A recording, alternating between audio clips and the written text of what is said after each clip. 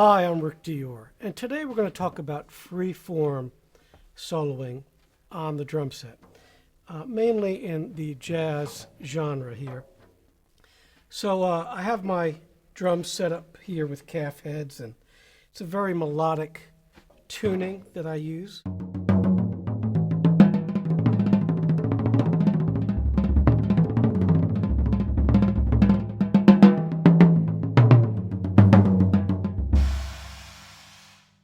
And one of the things I like to do every day, after I'm done practicing any kind of physical or mental exercise, as in the things I do to keep my technique up and my mind strong, I just play free form for like a half hour to an hour every day.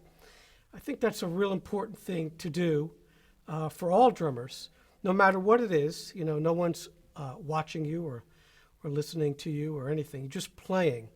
And try to play with a nice touch and with lots of dynamic range and also some sort of thematic material. So however your drums are tuned that day, in other words, I use calf heads, so every day it's a new adventure, which is great. That's one of the things I love about them. So the tuning's a little different. If they're real low, I'll bring them up. But normally I just leave them, and every day they go up and down, and I have a little bit of a different melody material, that I can use to improvise on. And that's one thing I really, really enjoy doing, and I do it every day no matter what. And if I can't practice a lot of the physical things that I do, and of course you've seen the hundreds and hundreds of videos I've put up here about all the physical things and coordination and rudimental stuff and classical snare drum and all that stuff. This to me is the most important thing, the creative part of playing. In other words, just improvising and not worrying about technique or mistakes or anything, just playing. No click, nothing like that. And that's such an important thing to do, and I think a lot of us forget about doing that sometimes. We're so hung up on all the technical things that we never really explore our most creative side, which is improvising. So no books, nothing written out, just playing what comes into your head and trying to facilitate that with the technique that you work on with all these books. So I remember years and years ago, I went to a PAS clinic in Atlanta, and normally I don't go to too many of those because I'm working. It's hard to get off a lot of times, but I wanted to go to this one because one of my favorite drummers, Jack DeJohnette, was playing, and I knew what that meant. I'd been to some Jack DeJohnette clinics with Roy Burns years and years ago, and where Roy would talk a lot and do all this stuff, Jack would just play. So, and Roy was great. He was a super nice guy, and he had his whole Rogers thing and all that. But I really went for Jack because, again, he's one of my all-time favorite drummers. And he was playing by himself, and it was in the big ballroom. And I remember going in there, and it was packed. And he came on, and he just played for like an hour straight. And by the end of the clinic, pretty much half the audience had left, which was just unbelievable to me, completely disrespectful. But also, I just didn't understand. Well, I kind of did understand why they left because I didn't understand what he was doing. But he played a composition for like an hour, basically on the drums. All these theme and variations, only like he can do it. Jack's also a really fine pianist as well, so he has that going for him, as well as having probably the greatest coordination that I've ever seen in a drummer or musician, period. So I enjoyed that, and that was a pivotal moment for me. I was probably in my early 30s, and to see him do that, and not a clinic where he was talking and answering questions, but just play like a concert by himself was something I still have not forgotten. And so after that, every day I dedicated myself to trying to do something like that every day for a half hour, an hour, just playing. And sometimes it's complete crap, and sometimes it's actually okay. Most of the times it's complete crap. But I record every single one of them, and sometimes I videotape them, and I watch them back. It's part of my practice, and I see things or tendencies or, and it's such a great thing to do. So I recommend that all of you do that. Now, the way I do this now, after many years of development, is to pick a theme of the day. So that could be a melodic theme.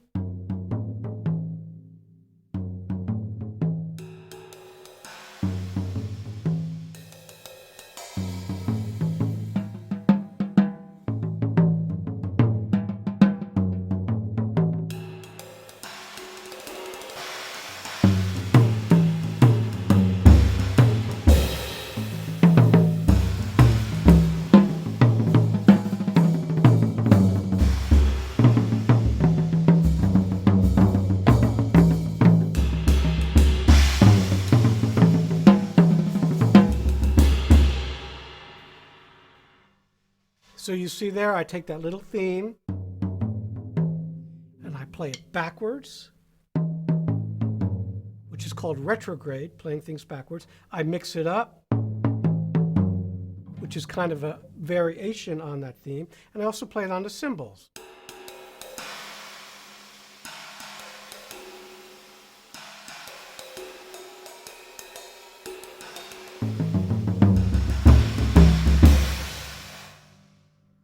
And I mix and match and orchestrate, which is the magic word you want to use here. So when you compose, when a composer composes, they'll write a melody, they'll have a melody in their head, and then the final step to doing a piece, if it's not a solo piece, is you orchestrate it. So you might have strings or flute or percussion.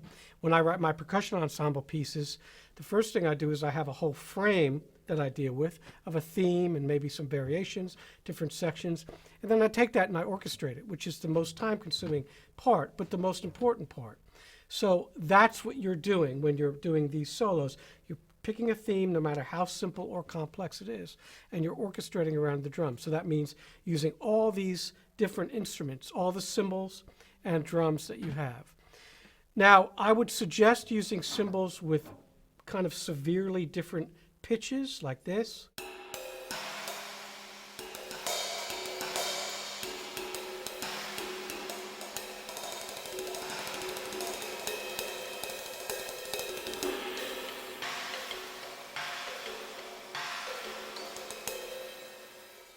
So that's a whole world of sound, your cymbals, okay? So instead of just crashing them and beating the crap out of them, you're using them as melodic devices. Of course, you have your bells.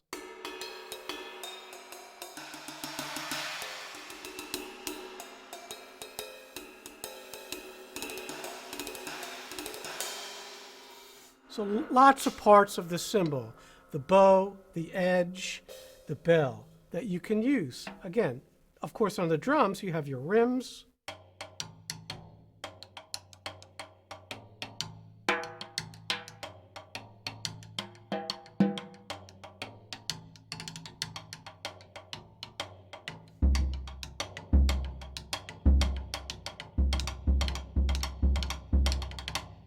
Usually they're tuned to the drums because they pick up the frequencies of the pitch of the drum.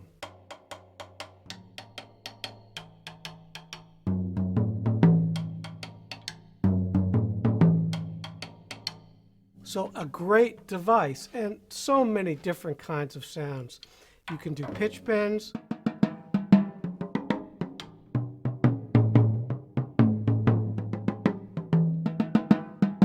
Now the hi-hat is an instrument unto itself with opens and closes.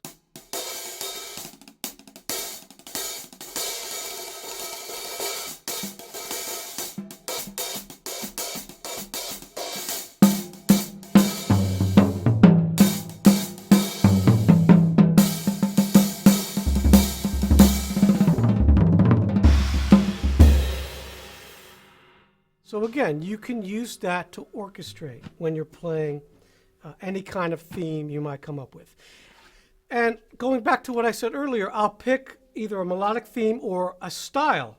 So depending on what kit I have set up at the time or what I'm playing on, I might do kind of a funk or rock thing, I might do a jazz thing. Today we're just dealing with this jazz kit, so that's sort of the idiom that I'm using.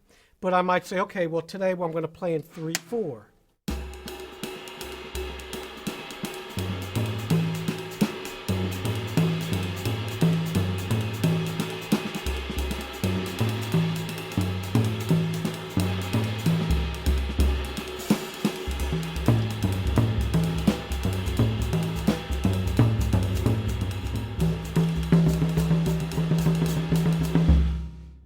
and I'll do variations of that 3/4 all around the kit for like a half hour to an hour, and try not to repeat yourself.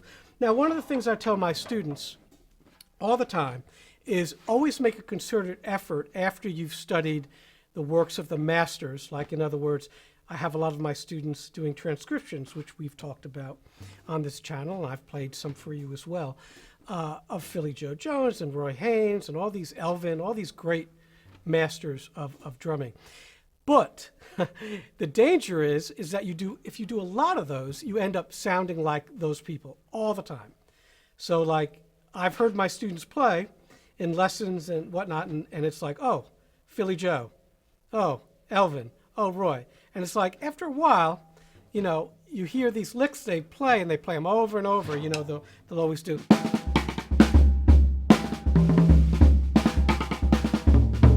And I do it too. I'm completely guilty of it.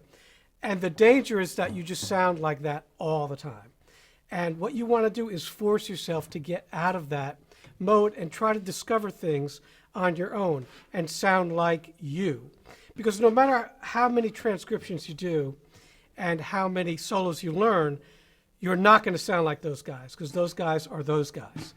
And that's the way they played. You can do kind of a cheap imitation, but the whole idea is that you're not them.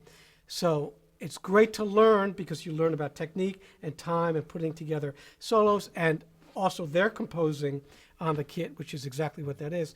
But again, the danger is that you're just a copy, and that's what you want to avoid. So after you do several years of transcriptions and learning transcriptions, again, you want to play every day and try to come up with your own stuff. Now, you might say, well, how the hell do I do that? How do I come up with my own stuff?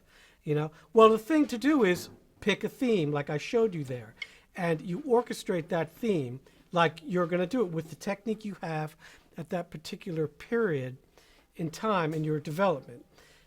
Those techniques are going to change as you get older and better and more experienced. So when I listen to recordings of myself playing when I was 16 years old, and I do have them on cassette tape, and I listen to myself now, it's like, there's obviously, I don't even know who that is back then. It's just a kid playing. And same thing, if I listen to myself in my 20s, I don't know who that person is. That sounds nothing like what I sound like now. So the whole goal is you keep evolving. And this is also with the masters. If you listen to Roy Haynes or Elvin early in their careers, and then you listen to them later in the careers, Tony Williams is another great example of that, they're completely different drummers. I mean, it's amazing the evolution that they go through. So this is a normal thing that happens as you play and you get more wisdom on the instrument, more technique, more knowledge, more experience. So the whole goal of this video, and the ones that I'm going to do after it, I'm going to do several of these, probably, maybe 4 or 5. Usually that's what the series that I do consist of. I'm going to do different styles. I'll just sit down here and there. Today, the one is just a basic thematic introduction to showing you how I orchestrate on the drums. The other ones, I won't talk, I'll just play. There'll probably be some Latin ones, some odd time ones, some ECM style ones, whatever I feel like doing. And again, I do this every day, so I'll probably just run the thing, and if something is decent, I'll put it up there. But I just want all of you to kind of try to do this every day. And if you just have a rock kit set up, well, you could do the same thing with a rock kit. You could play a groove and then come up with a theme. Of course, lots of great drummers in that realm. Terry Bozzio comes to mind. Just incredible. Of course, he has massive setups, so he's doing full orchestrated compositions on that thing, that monster setup. But, lots of folks have done it over time, even back to Moby Dick, John Bonham. I remember seeing them live and him playing that, and he had the whole section where he played with his hands. He always did it kind of the same, even on the record. It's sort of the same. So it's a composition more than anything, and that's what you need to think about. All right, so look for this series here and there, probably once, every once in a while. And I haven't been posting a lot recently because I've been playing the show Wicked. We're going on a month now, and it's a difficult show physically. So I try to save it all for that night and weekends we do 2 shows. So I have energy and I don't screw up too bad. But I'll be posting more after that's over. So we'll play a little for you, and we'll call it a day.